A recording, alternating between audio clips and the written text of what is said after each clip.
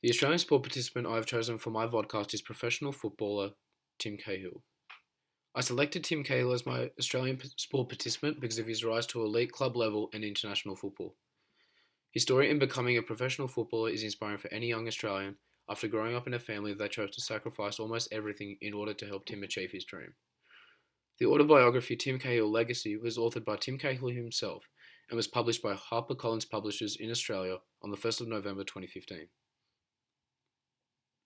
The concept of sport delivery systems is outlined by the Victoria University.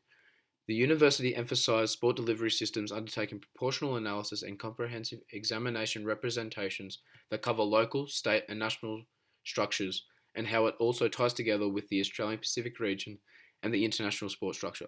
It is crucial to learn and understand how sport delivery systems work, as it highlights how an athlete can develop skills from beginner to elite level status and the pathways offered to reach the pinnacle in their. Tim played his first competitive football match at under 5 level with his brother Sean, who invited him for Sydney-based club Balmain Police Tigers. He also played touch football in his younger years to improve his fitness, and indoor soccer, better known as futsal, in the off-season to enhance his technical development. Tim loved football, whether it was carrying a football everywhere he went or watching football with his father, who would let him skip sleep to watch football, as written in his autobiography. Everywhere I walked, I was basically kicking a football. In the bedroom, Sean and I used to kick the balls off the walls. I kept watching big European and English matches on TV with my dad, playing in the back garden, in the hallway with my brothers, even in the tight spaces in my bedroom.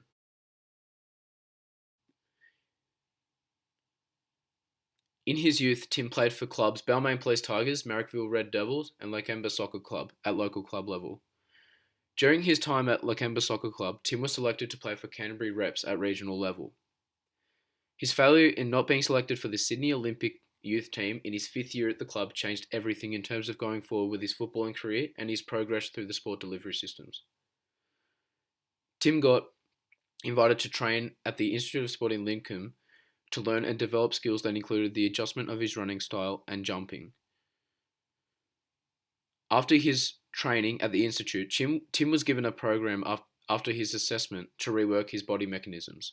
He concentrated on small distance sprints between 10 to 15 metres and his vertical leap, which has come up to be one of Tim's biggest strengths, having scored a lot of headed goals throughout his professional career. The Institute of Lincoln was a world-class facility that was set up to test the top athletes in every aspect possible. They do this judged by athlete's speed, ability, reaction time, and jump. The institute is now known as the New South Wales Institute of Sport.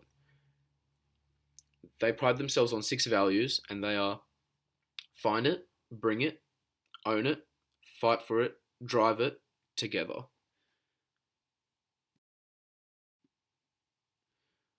He also continued one-on-one training with a man that had a huge impact in his development for over 10 years, Johnny Doyle.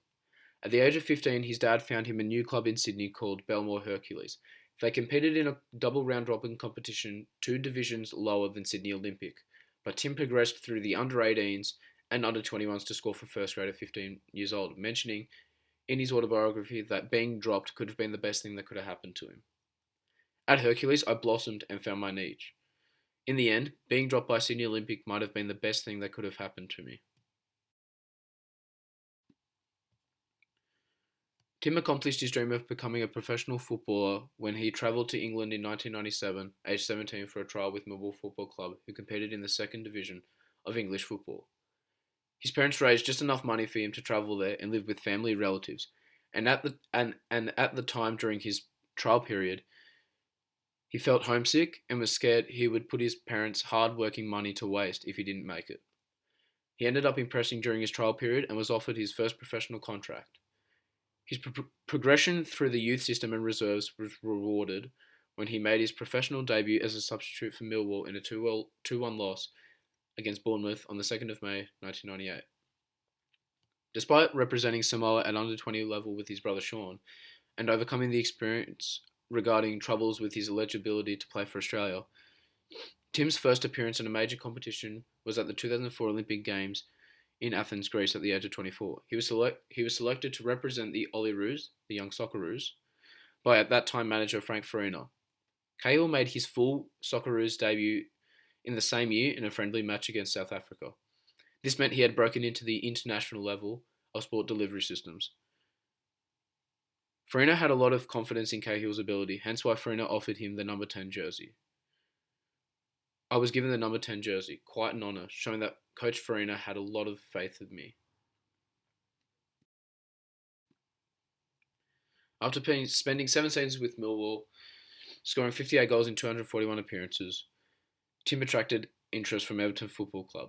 This meant Cahill would be stepping up to a higher level of competition from the English First Division to the best English football elite competition called the Barclays Premier League. Tim signed for Everton in August 2004 before leaving the club in 2012 to play in the Major Soccer League in America with the New York Red Bulls. Tim made 255 appearances for Everton, scoring 68 goals. He currently plays his trade in the Chinese Super League for Hangzhou Greentown FC.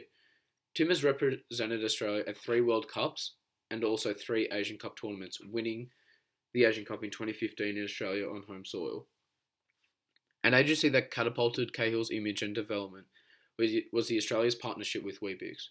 In 2006, months prior to the World Cup in Germany, Weet-Bix appointed Tim Cahill as the new Weet-Bix Kid.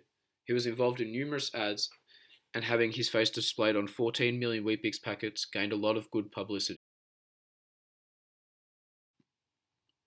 Here is a format of the competitions Cahill has participated in throughout his sporting career. I will go over the most important ones. The FIFA World Cup, which is the pinnacle international football competition. It's where 32 countries compete, 4 teams in each group. A round robin in the group stage is designed, where the top 2 progress from each group. Then a single elimination knockout competition is formed to determine the winner. The Barclays Premier League, 20 teams.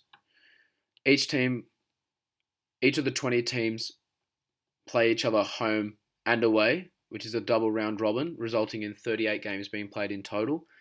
Team with the most points at the end of those 38 games is crowned Barclays Premier League champions. If 2 or more clubs have the same amount of points at the end of the season, the system looks at goal difference, then goals scored by each club. The AFC Asian Cup has the exact same format as the World Cup, except 16 countries are competing instead of 32. The Olympic Games also has 16 countries competing. The top 2 progress from each group, where a single elimination knockout competition is formed to crown the winner.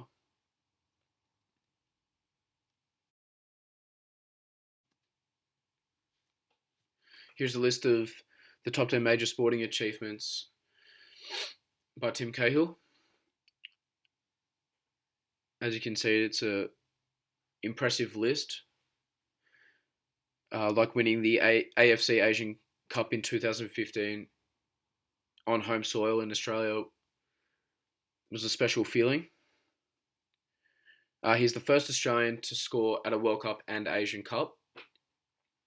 And he is currently Australia's all-time leading goal scorer with 47 goals in 89 appearances. And he was named Australian Professional Football Association Player of the Year in 2008-09.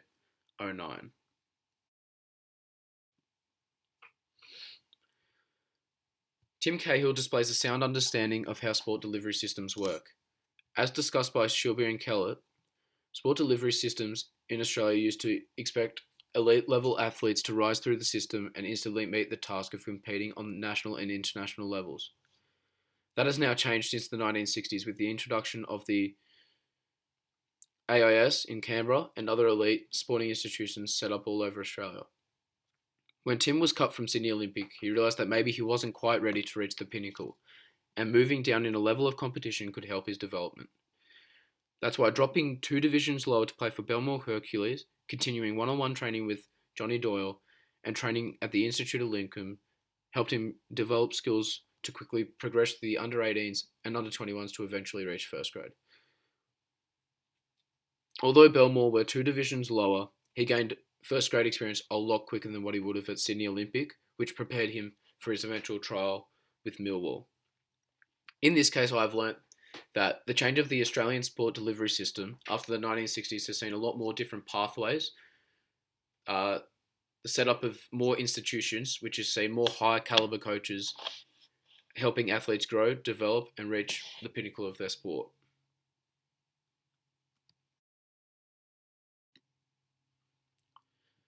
Tim's rise in overcoming adversity of being told he was too small and not fast enough by Sydney Olympic to reach the pinnacle is inspiring for those wanting to be elite athletes. Throughout his youth and developing through the sport delivery system, he was always playing in age groups older than him, which shows the talent he possessed.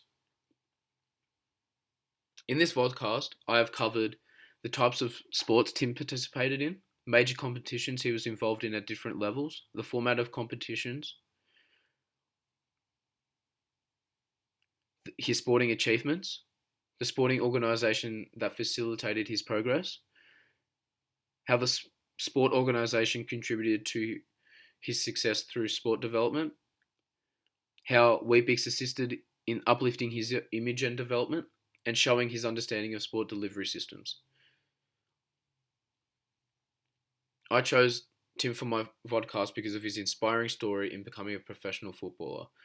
He has accomplished many great moments during his professional career and has cemented his place as an Australian footballing legend.